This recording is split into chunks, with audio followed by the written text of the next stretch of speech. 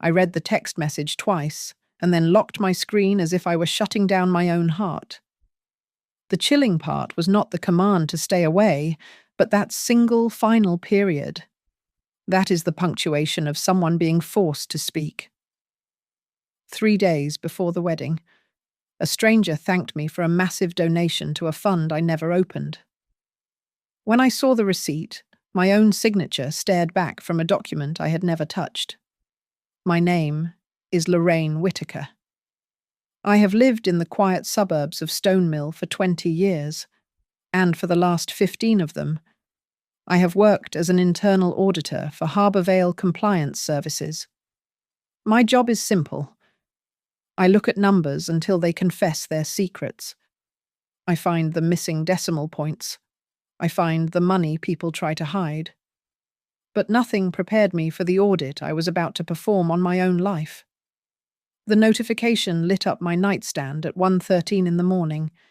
I reached for my glasses, my heart already hammering a warning rhythm against my ribs. It was from Marissa. My daughter usually texted me memes or photos of her dinner. This was neither. Don't come to the wedding. My fiancé doesn't want to see you. I stared at the screen. The blue light burned my retinas. I pressed the call button instantly. It rang once. A single, hollow trill before the line went dead. I waited for her to call back. I waited for the 3 dancing dots that meant she was typing an explanation. Nothing came. At 7 in the morning, while I was staring at my cold coffee, a second message arrived. Please. That was it. No apology. No explanation. Just a desperate plea that sounded less like a request and more like a surrender. I walked to the mailbox later that afternoon, with a sense of dread pooling in my stomach. The invitation was there. It was heavy. Expensive cardstock with gold leaf lettering. It looked perfect. It looked legitimate. But when I scanned the details, the accountant in me twitched. The location was listed only as the Glass Orchard venue. There was no street address. There was no hotel block information. It was vague. It was deliberately obscure. I went back inside and sat at my kitchen island. I thought about the last 6 months. Marissa had drifted away from me like a boat with a cut rope. Our Sunday calls had become monthly check-ins. Her voice had changed. She spoke in clipped sentences, always in a rush, always whispering as if someone were listening in the next room. Then the phone rang. It was a number I did not recognize. Hello, I said. Mrs. Whitaker. A bright, syrupy voice chirped on the other end. This is Shelley from the Wedding Fund. We just wanted to personally thank you for upgrading your contribution to the Platinum tier. It is so generous of you to cover the catering deposit. I felt the blood drain from my face. Excuse me? The Platinum tier. The woman repeated, her confidence faltering slightly as she sensed the ice in my silence. For the orchard. Reception. I hung up. I did not ask who she was. I did not ask for a refund. I unlocked my phone and opened my banking application. My fingers were cold. I scrolled through the transaction history of my primary checking account. I scrolled past the grocery bills and the utility payments. Then I saw it. Orchard planning. It was a transfer for $200. I scrolled back a month. Another transfer for $150. I went back 6 months. They were small amounts, innocent amounts. $50 here, $75 there. They were labelled vaguely enough that I had assumed they were service fees or perhaps subscriptions I had forgotten to cancel. I added them up in my head. It was not a subscription. It was a siphon. I sat there in the silence of my empty house. Most mothers would cry. Most mothers would call their child screaming. I did not do that. I am a compliance officer. I deal in evidence. I walked to my home office and booted up my laptop. The screen glowed to life. I did not open my email to reply to the stranger. I did not text my daughter back. I opened a blank spreadsheet. I typed the file name with steady hands. Marissa Truth. I was not going to the wedding as a guest. I was going to investigate why I was paying for it. I have always been the type of mother who wrote checks to silence problems. When Marissa needed tuition for her extra semester, I paid it without a lecture. When she needed health insurance after turning 26, I added her to my policy. When she needed the deposit for her first apartment, I wired the money before the landlord could ask for it twice. I told myself this was love. Looking back at the spreadsheet on my screen, I realized it was merely training.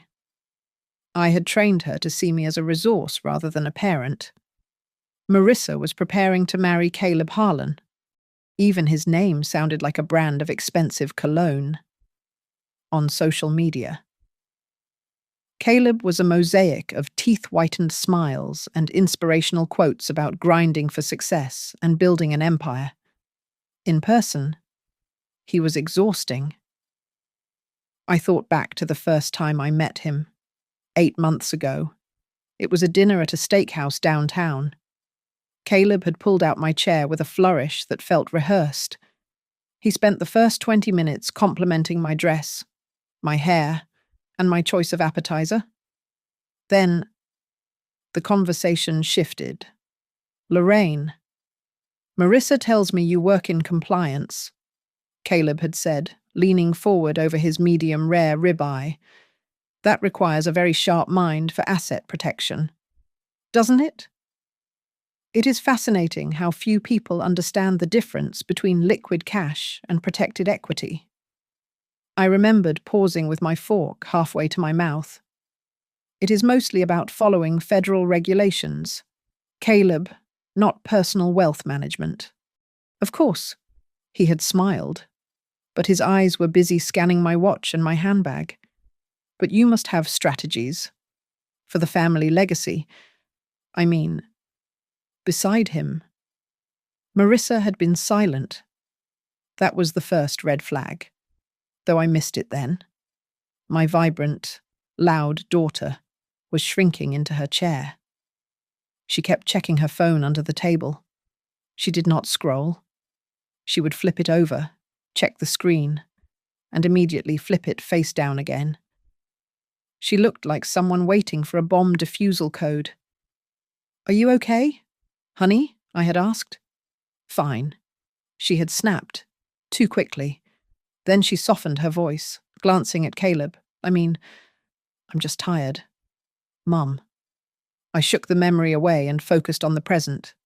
My laptop hummed in the quiet room. I searched my email archives for the phrase orchard planning. I found a single hit in my trash folder. It was an automated message: identity verification successful. I opened the metadata. The email had been opened and the verification link clicked at 2:04 in the morning on a Tuesday. I am asleep at 2 in the morning. I checked the device ID. It was an iPhone model I did not own. I picked up my phone and dialed the number for Pinehaven Cooperative Bank. I bypassed the automated menu with the aggressive efficiency of a woman who knows the internal codes. "This is the fraud department." A man answered. "My name is Lorraine Whitaker," I said, my voice steady. "I am looking at a recurring transfer to an entity called Orchard Planning. I did not authorize this." There was the sound of typing on the other end. "Ms. Whitaker. I see the authorization here.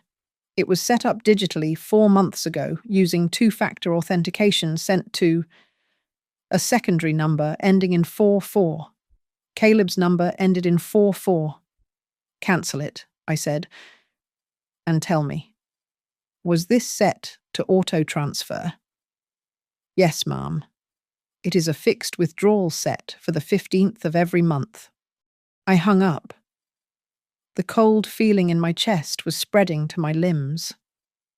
I stood up and walked to the filing cabinet in the corner of my office. 6 months ago, Marissa had come over for a weekend to help me get organized. We had spent hours shredding old receipts and labeling folders. She had been so helpful. She had made us tea. I pulled out the folder labeled Banking Profiles. I flipped through the pages. The account agreements were there. The beneficiary forms were there. But the page containing my wet signature sample, the one document a bank uses to verify written requests, was gone. The staple holes were torn. I sat on the floor, the folder resting on my knees. I looked back at the screen, at the line items I had found earlier. I had assumed the money was coming from my checking account, bleeding me dry a few $100s at a time. I was wrong. I looked at the source code on the transaction detail. Source 401k, defined contribution plan. I felt the air leave my lungs. They were not stealing my spending money. They were draining my retirement. I had worked 30 years for that safety net, and my daughter and her fiancé were cutting the ropes, month by month, while I slept. I closed the folder. I did not scream. I did not throw the papers. I simply sat there and felt the last bit of warmth for Caleb Harlan die inside me. I did not reply to Caleb. I did not text Marissa. I put my phone in the drawer and let the battery die. Panic is a luxury for people who cannot do math. I am an auditor. When the numbers do not add up, I do not scream. I reconcile them. I went to the bank branch in person and requested paper statements for the last 12 months. The teller looked concerned by the stack of documents she handed over, but I just thanked her and drove home. I spread the papers across my dining table. It looked like a map of a war zone. I took a red marker and circled every unauthorized transaction. They were clever. The amounts varied just enough to look like dynamic utility bills or fluctuating service fees. But the destination was always the same. I punched the numbers into my calculator. The total loss was staggering. $38,400. It had vanished from my accounts as quietly as dust settling in an empty room. The next morning, I sat in the office of Avery Maddox. Avery was a civil lawyer who specialized in financial fraud. Her office was sterile, smelling of lemon polish and old books. She reviewed my spreadsheet with a frown that deepened with every row she scanned.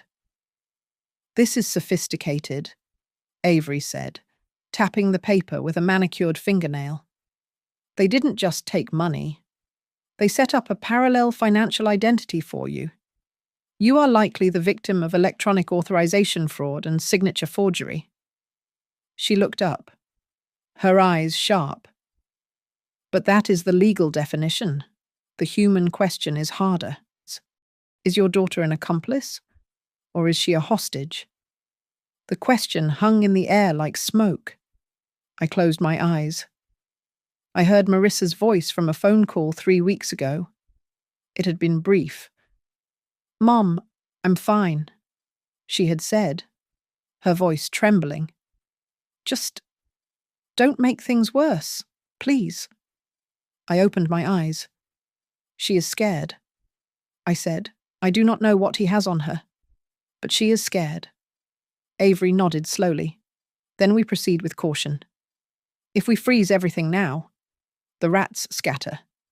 We need to see where the nest is." I went back to work. I used the corporate search tools I had access to through my job. I ran a background check on Orchard Planning. It was barely a company. It was a phantom entity registered to a commercial mailbox inside a shipping store 3 towns over. There was no office. There were no employees. It was just a slot in a wall where my retirement money went to die. But the bank statements held one more secret. I looked closer at the transaction details for the largest withdrawal. A sum of $5,000 taken 2 months ago. The money sat in the orchard planning account for exactly 4 hours. Then, it was transferred out to a personal account labeled only with the initials C.H. Caleb Harlan. The transfer happened at 4 in the afternoon on a Friday. I remembered that Friday. Caleb had posted a photo on Instagram of a new watch, thanking the universe for his blessings. I was the universe. My finger hovered over the freeze button on my banking app. Every instinct in my body screamed to stop the bleeding, to lock the accounts and call the police. But Avery's words echoed in my mind. If I stopped the money now, Caleb would know I knew. He would spin a story.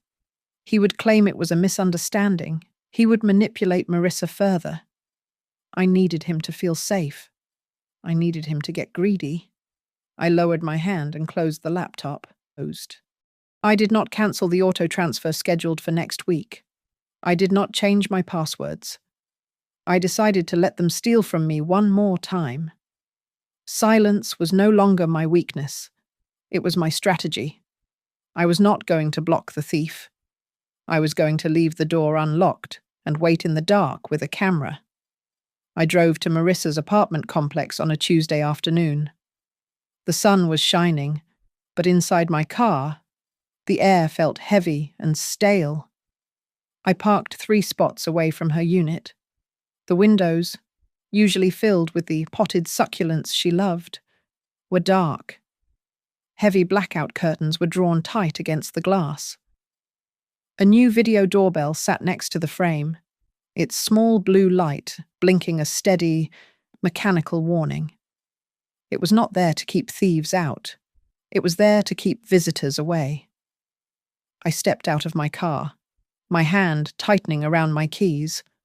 A woman was walking a golden retriever on the sidewalk. I recognized her. She was Marissa's neighbor, Mrs. Gable, Mrs.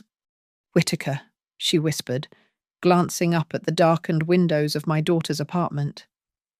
She stepped closer to me, lowering her voice. I haven't seen you in months. I have been busy, I said, keeping my face neutral. How is she, Mrs. Gable shifted the leash in her hand. She is quiet. She doesn't go out alone anymore. That young man. He waits in the parking lot with the engine running whenever she runs errands. It's like she is on a leash, too. I felt a cold spike in my chest, but I nodded politely. Thank you. I did not ring the doorbell. I knew Caleb would see me on his phone instantly. Instead, I sat in my car and typed a message. I kept it simple. I kept it free of guilt. I won't come to the wedding if you don't want. But I need to hear you say it directly 1 minute. I watched the 3 dots appear. Then they vanished. Then, a single notification popped up. It was not a word. It was the broken heart emoji. Then, the status changed to offline. I drove home in silence. I did not turn on the radio. The silence was the only thing holding me together. When I opened my laptop, a new email was waiting. It was from the Glass Orchard venue. The subject line read, "Urgent final balance reminder." I clicked it. The email was addressed directly to me. Dear Lorraine, this is a friendly reminder that the remaining balance of $12,000 is due by Friday to secure the catering team. They were not emailing the bride. They were not emailing the groom. They were emailing the wallet to them.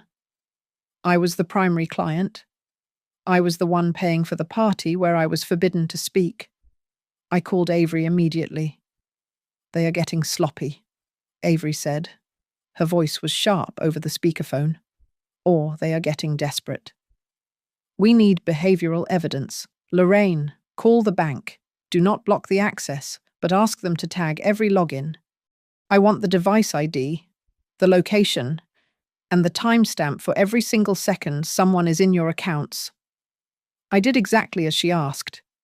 The bank's security team was hesitant, but I knew the regulations better than they did. I quoted the specific compliance statutes until they agreed to send me a real-time access log. 2 days later, I got the first report. I scanned the list of IP addresses. Most were from local towers, likely Caleb's phone, but one entry stood out. On Monday at 10 in the morning, while Marissa was at her part-time job and Caleb was allegedly at a sales conference, someone had logged into my retirement portfolio. They had spent 20 minutes browsing the withdrawal penalties. I traced the IP address. It did not resolve to a residential home. It did not resolve to a cell tower in Stone Mill. It resolved to a dedicated fibre line in a city 40 miles away. The address belonged to a high-end co-working space called The Hub. I stared at the screen. Caleb was not smart enough to use a proxy. Marissa was too scared to leave her house. There was a third person.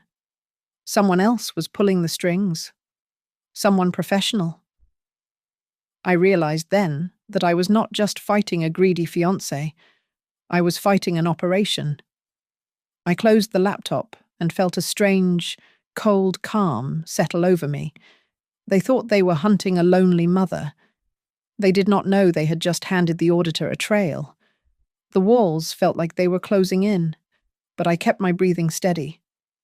I was not a trapped animal. I was a hunter waiting in a blind. My phone rang at 2 in the afternoon. It was a restricted number. I pressed the record button on the app Avery had told me to install. Virginia is a one-party consent state, and I was consenting Mrs. Whitaker. The voice was sugary, but there was steel underneath it. This is Chloe, the lead coordinator for the venue. We are trying to run the final catering charge, but it was declined. Could you please call your bank and lift the daily limit? We need to clear $18,000 by 5 o'clock today. I leaned back in my chair. I made my voice sound tremulous, like a confused old woman who had lost her reading glasses. 18,000. Why are you calling me? Marissa said Caleb was handling the vendor contracts. There was a pause on the line. I heard the rustle of papers. Well, honestly, Mrs. Whitaker, Mr. Harlan indicated that the liquidity was coming from your side. Because of the credit score difference, he said. Well, Marissa said you agreed to stand as the financial guarantor for the event. We just need the authorization code. I see, I said softly. I will. Look into it. I hung up and saved the audio file. Marissa said, it was a lie. Marissa knew I would never sign a blank check without reading the fine print. They were using her name to bypass my defenses. They were trying to panic me into paying. An hour later, my phone buzzed again. This time, it was not a call. It was a text message from a number I had never saved but knew by heart. Caleb, please respect my boundary. Don't show up and ruin her day. She needs peace, not drama. I stared at the words. He was trying to provoke me. He wanted me to rage, to threaten him, so he could show Marissa the texts and say, see, your mother is unstable. She is attacking us. I typed back a single word. Understood. I set the phone down. I was not giving him drama. I was giving him rope. Avery called me just as the sun was setting. I found the parent company for Orchard Planning, she said, her voice tight with excitement. It is linked to a group called Covenant Wealth. They market themselves as premarital financial consultants. Their business model is not planning weddings. Lorraine. It is extracting assets from families to prove their commitment to the couple. They target parents, guilt-trip the kids, and siphon the funds into joint investment vehicles that are notoriously hard to liquidate. It is a scam, I said. It is a predatory ecosystem, Avery corrected. and we are going to burn it down. I hung up, feeling a grim satisfaction. I opened my email to check for the daily bank alerts. There was a new message in my inbox from a stranger. The sender was a woman named Dana Kessler. I did not know a Dana Kessler. I opened it. The text was short, written in a font that looked jagged, as if typed in haste. You are not the only mother being told not to come to the wedding. I am the mother of the bride from 2 years ago. Attached to the email was a single digital photograph.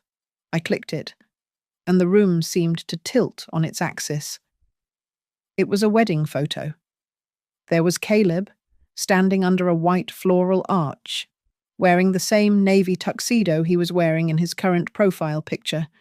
He had the same haircut. He was looking at the woman beside him with the same look of absolute adoration he gave Marissa. But the woman was not Marissa. She was a brunette with kind eyes and a nervous smile. I looked at the date stamp on the photo. It was taken 24 months ago. Caleb was not just a thief. He was a serial groom. I saved the photo to my desktop. My hands were shaking, not from fear, but from the adrenaline of finally seeing the enemy's face in the light. I met Dana Kessler at a diner on the edge of town, where the coffee tasted like burnt rubber and the booths were high enough to hide a conversation. She was 62 years old, with grey hair pulled back in a severe bun and eyes that looked like they had been crying for a decade. We did not hug. We nodded at each other like soldiers from different battalions meeting in a trench. Dana slid a thick manila envelope across the sticky table. He called it a spiritual union, Dana said, her voice raspy. He told my daughter that the government shouldn't be involved in their love, so they had a ceremony. It was beautiful. But the papers she signed before the reception weren't marriage licenses. They were joint venture agreements and limited power of attorney forms. I opened the envelope. I saw copies of bank transfers. I saw a photo of a check written for $50,000 to a company called Eternal Vows Consulting. He drained the wedding fund, I asked. He didn't just drain it, Dana whispered, leaning in. He leveraged it. He used the cash to secure a high-risk loan in her name, transferred the principal to an offshore account, and then vanished 3 weeks after the ceremony. He left my girl with a broken heart and a debt of $80,000. I looked at the documents. The pattern was identical. Isolate the bride. Paint the mother as a controlling, jealous monster to ensure the family keeps their distance. Then, pressure the family to contribute money to prove they support the couple. It was not a romance. It was a harvest. I am going to stop him, I said. Be careful, Dana warned, her hand shaking as she reached for her water glass. He is charming until he is cornered. Then he is something else. I drove straight to Avery's office. We laid Dana's evidence next to my own. The picture was complete. We do not cancel the wedding, Avery said, looking at the timeline. If we cancel now, he disappears. He claims you ruined it. He plays the victim and walks away with what he has already stolen. We need him to feel safe enough to sign the final withdrawal. We turn the wedding into a deposition. I said, exactly. I contacted the fraud department at Pine Haven Cooperative Bank. I gave them the authorization to track, but not block, the next transaction. Then I hired Nolan Pierce. Nolan was a private investigator who charged $200 an hour and looked like he slept in his car, but he could find a needle in a haystack of needles. Nolan called me 6 hours later. Your boy is a ghost, Nolan said over the phone. But ghosts leave footprints if they wear heavy shoes. He doesn't just use Caleb Harlan. I found records for a Caleb Hartlin in Ohio. I found a Caleb Harrow in Florida. Same date of birth, same social security number prefix. Different victims. He is a professional. I said. He is a predator. Nolan corrected. And he has a team. I am tracking the associates he has listed for the venue access. They aren't caterers. Lorraine. They are past associates from his other projects. I went home and sat in the dark. My phone rang at midnight. It was Marissa. I answered immediately. Marissa. All I heard was breathing. It was shallow, terrified breathing. Mum, she whispered, and the sound broke my heart. I can't talk long. He is in the shower. I am here, I said, gripping the phone. I am fixing this.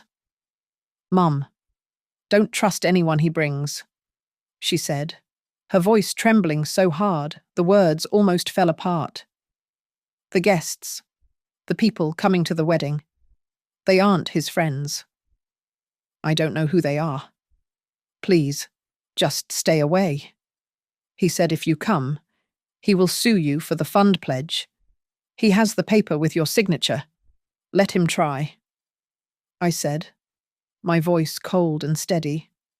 I have to go. She gasped. The line went dead. I did not sleep. I sat there in the silence and realized that I was no longer planning a rescue. I was planning an ambush. I sent the message to an old university email account I knew Caleb did not monitor. I kept it brief. I asked for 10 minutes. I asked to see her face. Marissa replied 4 hours later with a time and a location. Come alone. I arrived at the Stone Mill Public Library at 11 in the morning. The air outside was heavy with 90-degree heat, the kind of Virginia humidity that sticks your shirt to your back. I sat at a table tucked behind the biography section.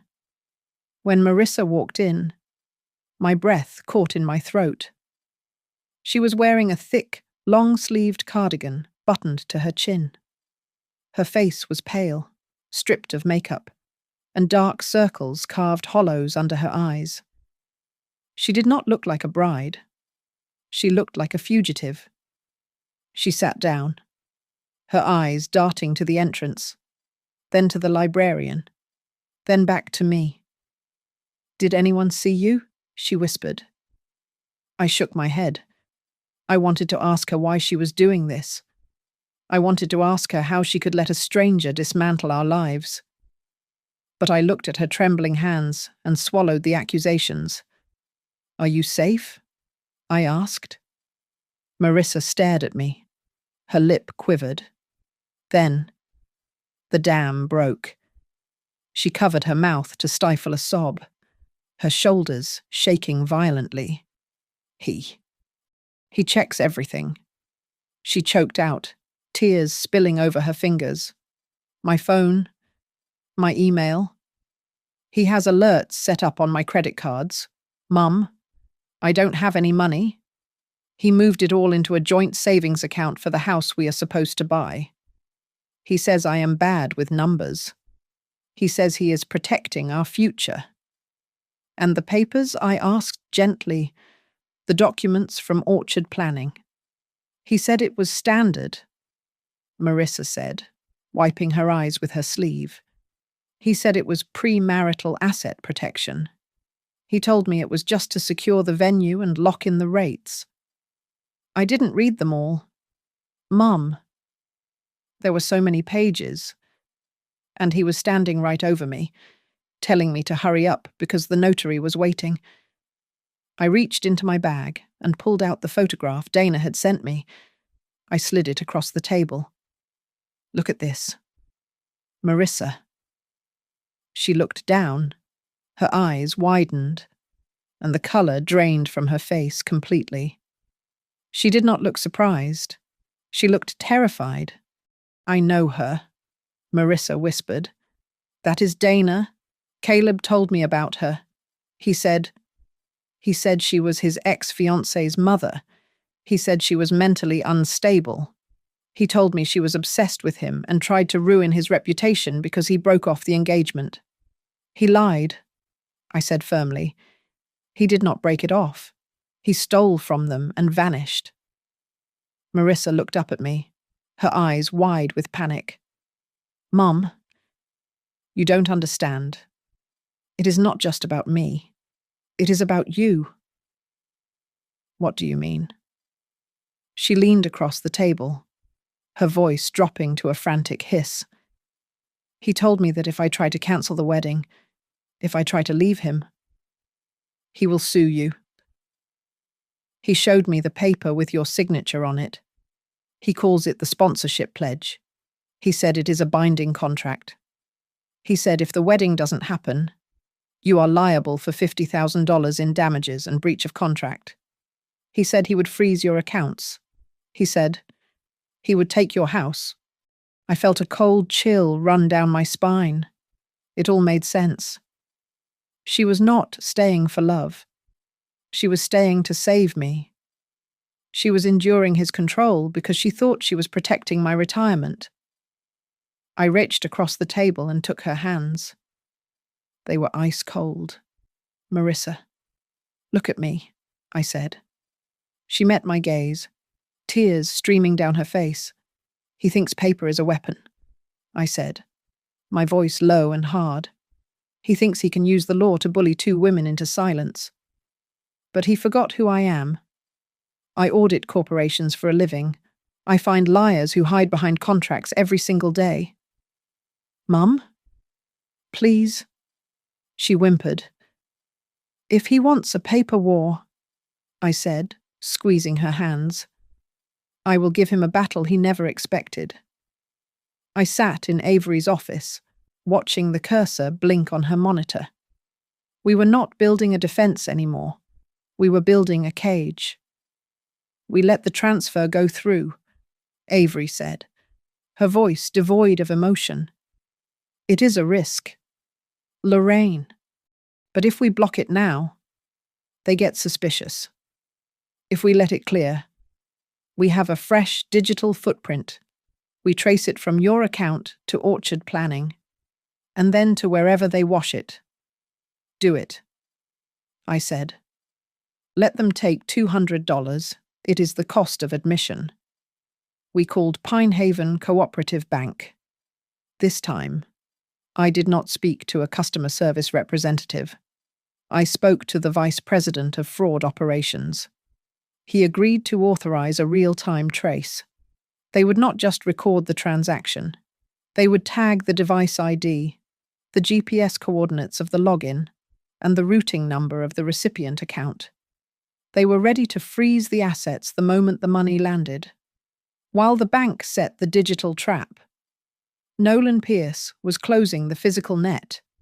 He had been parked outside the hub, the co-working space 40 miles away, for 6 hours. I have eyes on the target, Nolan told me over the phone. Caleb is here.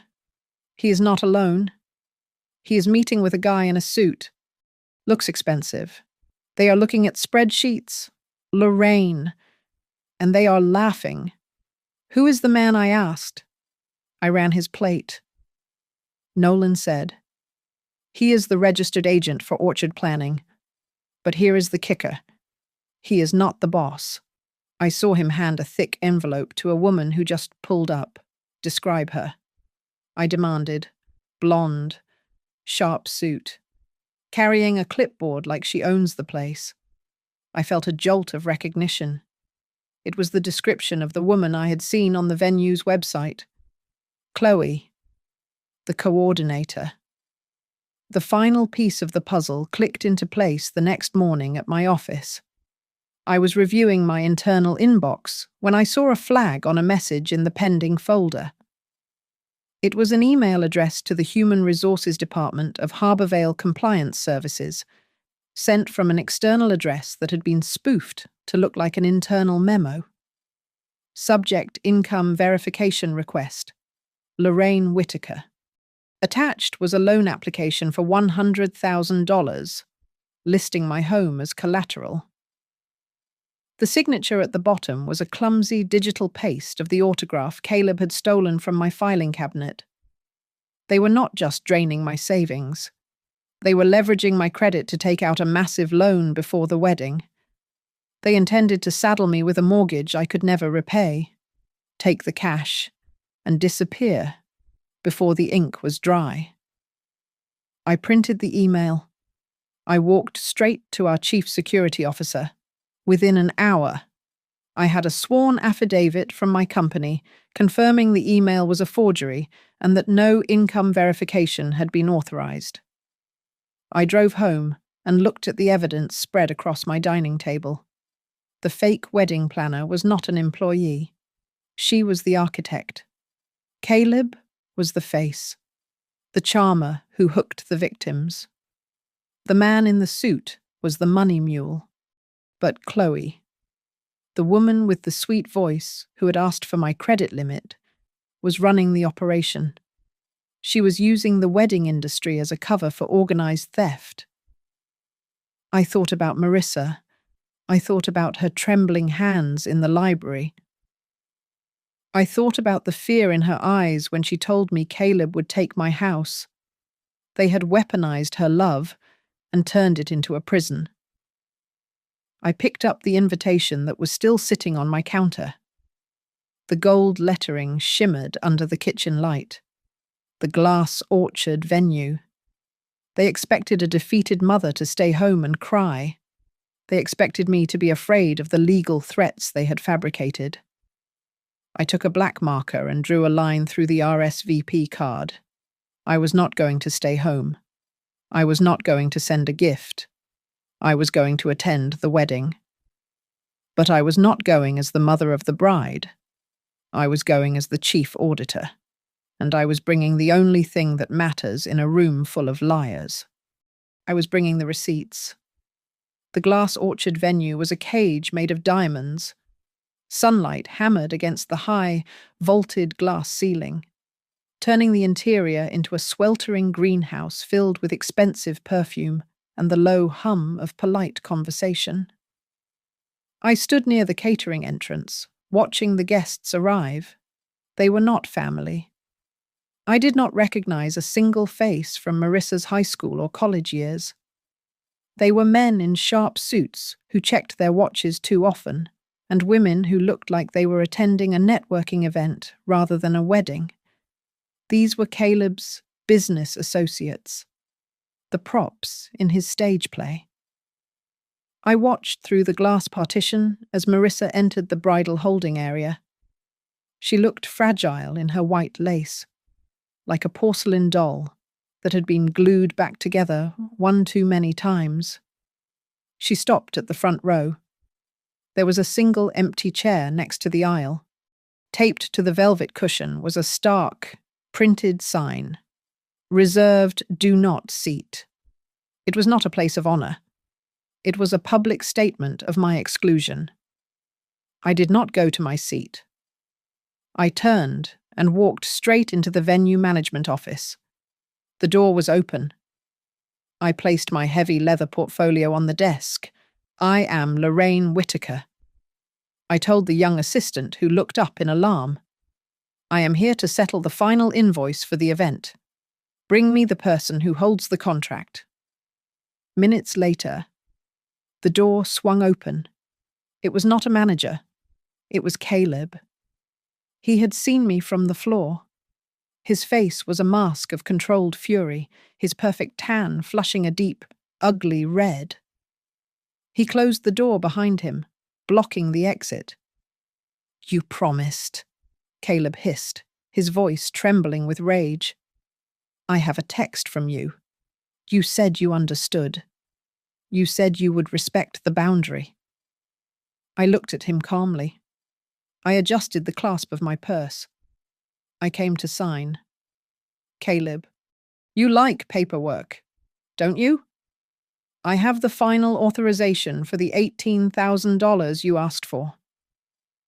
His eyes flickered. Greed warred with suspicion in his gaze. He took a step closer, lowering his voice. "Get out. Now." or I will call the police and have you removed for trespassing. Go ahead, I said, offering him a thin smile. The police might be interested in the loan application you filed this morning. Before he could respond, the door opened again. It was Chloe, the woman I knew as the fake wedding planner. She was not smiling now. She moved with the aggressive speed of a fixer whose operation was being threatened. She grabbed my upper arm, her nails digging into my skin through my silk blouse. "Mrs. Whitaker," she said, her voice dripping with venomous sweetness. "You are making a scene. You are destroying your daughter's happiness on her most special day. Please come with me." I pulled my arm free with a sharp jerk. I smoothed my sleeve. "No," I said, my voice projecting clearly enough for the open door to catch it. "I am not destroying her happiness. I am destroying your business model." Outside, the music began. It was the cue for the groom to take his place. Caleb glared at me one last time, adjusted his cufflinks, and stormed out to the altar. He had to play the part. He had to smile. I followed him out, standing in the shadows of the back archway. Avery Maddox was already there, pretending to examine a floral arrangement. Nolan Pierce was leaning against a pillar, his phone raised as if recording the ceremony, but the lens was focused entirely on Caleb. Caleb stood at the altar, waiting. He checked his phone, likely expecting the transfer confirmation I had hinted at. I saw his body go rigid. He did not see a deposit. He saw a notification from Pinehaven Cooperative Bank account, frozen due to suspicious activity. The colour drained from his face. The music swelled, signalling the bride's entrance. But Caleb panicked. He turned away from the aisle. He put the phone to his ear, shielding his mouth with his hand. It was a reflex. When the money stops, the thief calls the boss. "It is locked," Caleb whispered into the phone, his voice picked up clearly by the directional microphone Nolan had planted in the floral arch. "The account is dead. She knows." "I don't know. Just fix it." I stepped out from the shadows. The trap was sprung. The rat had called the nest, and we had it all on tape. The music outside was swelling to a crescendo, but inside the bridal suite, the air was dead silent. I walked past the bridesmaids who tried to stop me and locked the door behind us. Marissa was standing by the mirror, adjusting her veil. When she saw me, her eyes widened with fear. But I did not give her time to speak. I threw the folder onto the vanity table. It landed with a heavy thud, sliding over her makeup brushes. "Read it," I said. Marissa looked down. It was not a marriage license. It was the original copy of the document Caleb had tried to hide. It was a comprehensive debt guarantee and a durable power of attorney. "Look at page 4, I commanded. Marissa flipped the page. Her hand flew to her mouth. That isn't my signature. I never signed that." "He cut and pasted it from your lease agreement," I said. "You are not walking into a marriage. Marissa, you are walking into a financial trap. He has taken loans out in your name, and this document makes you liable for his debts the moment you say I do." I pulled out my phone and hit play. The recording of the fake wedding planner asking for my credit limit filled the small room. Then, I played the recording of Caleb threatening to sue me. Marissa sank onto the velvet ottoman. She looked at the papers, then at the door where Caleb was waiting. She did not cry. The tears stopped, replaced by the cold, hard realization of a woman who finally sees the bars of her cage. "Stand up," I said softly. We have an appointment at the altar. We walked out of the room. The music stopped as we appeared at the top of the aisle. The guests turned.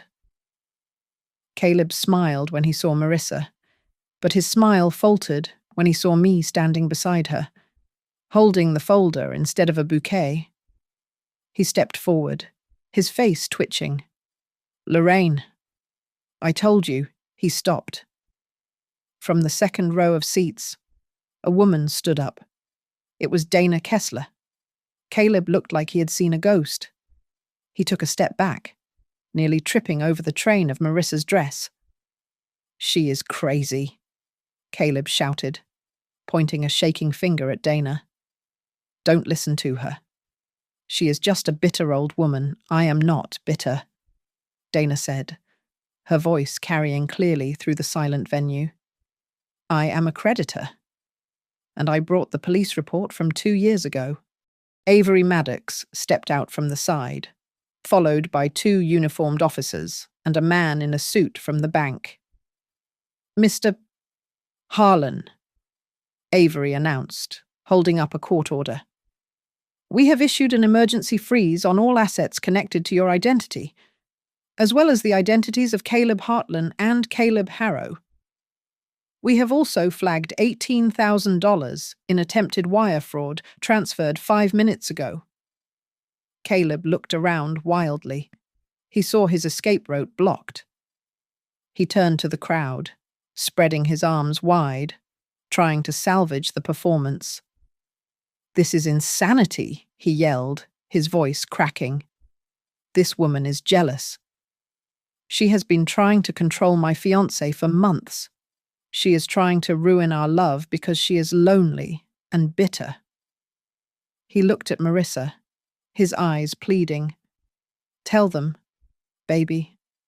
Tell them how she controls you." Marissa stepped forward.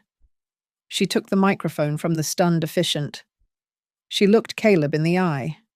"The only person who has ever controlled me," Marissa said, her voice steady and loud, "is you." At the back of the room, Chloe, the fake planner, tried to slip out through the catering exit. She didn't make it 2 steps. Nolan Pierce stepped out from behind a curtain and blocked her path. We heard the dry, mechanical click of handcuffs snapping shut. The illusion shattered. The guests began to whisper. Caleb stood alone at the altar, stripped of his charm, stripped of his money, and stripped of his lies. I walked up to him. I stood toe-to-toe with the man who had tried to steal my retirement and my daughter. "You told me not to come because you didn't want to see me," I said, my voice low and lethal. "You were right. You will not see me again. You will not see me in your bank account. You will not see me in your legal settlements. And you will never, ever see my daughter again." I turned my back on him. Marissa took my hand. We did not run.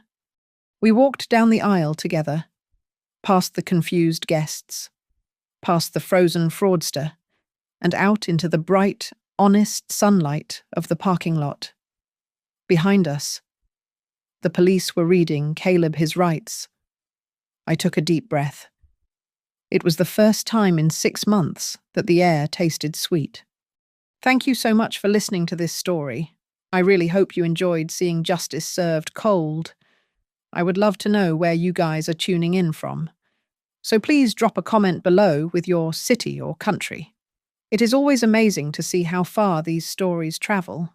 If you want more stories like this, please make sure to subscribe to the Nora Revenge Stories channel. Hit that like button and smash the hype button to help this video get discovered by more people. See you in the next one.